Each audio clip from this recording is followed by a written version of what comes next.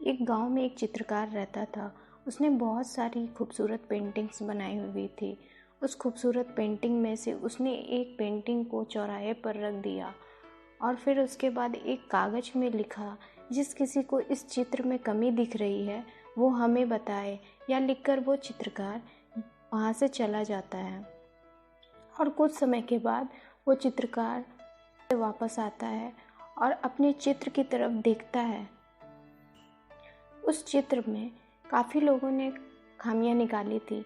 यह देख के वो चित्रकार अपने आप पे गुस्सा करने लगता है और खुद से बोलता है, मैंने इतनी अच्छी चित्र बनाई है लेकिन सभी ने मेरे चित्र पे इतनी सारी खामियां निकाली है।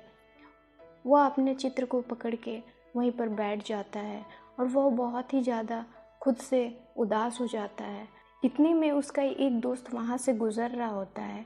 उसकी नज़र उस अपने मायूस दोस्त पर पड़ती है। वह तुरंत अपने दोस्त के पास जाता है और उससे पूछता है, क्या हुआ है तुम्हें, तुम क्यों उदास बैठे हो। तब वह चित्रकार अपने दोस्त को वो सारी बातें बताता है। तब उसका दोस्त एक बात कहता है, तुम फिर से एक चित्र बना के वहाँ पे रख दो और इस बार तुम उस कागज़ पे ये लिखो कि यह चित्र में जिसे भी खामियां दिख रही है वह इसे सही कर दें। तब वो चित्रकार अपनी दोस्त की बात मान के वो फिर से एक खूबसूरत पेंटिंग बनाता है और एक कागज़ में लिखता है कि जिस किसी को भी इस चित्र में कमियां दिख रही है वह इसे सही करके दिखा दे। यह लिख के फिर वो दोनों दोस्त वहाँ से चले जाते हैं। अब दोनों दोस्त कुछ समय के बाद वापस आते हैं और देखते हैं कि इस बार इस चित्र में किसी ने भी कमियां नहीं निकाली है।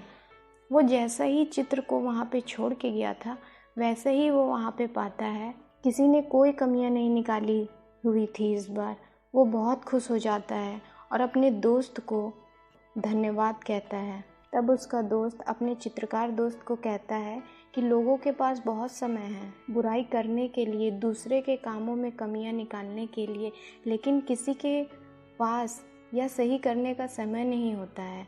बस सब लोग गलतियां निकालते हैं लेकिन उस गलती को सुधारते नहीं हैं। सो दोस्तों, हमें इस स्टोरी से यह सीख मिलती है कि हमें हमारे काम पे पूरा विश्वास होना चाहिए और हमें खुद पे भी बहुत ज़्यादा ही विश्वास करनी चाहिए।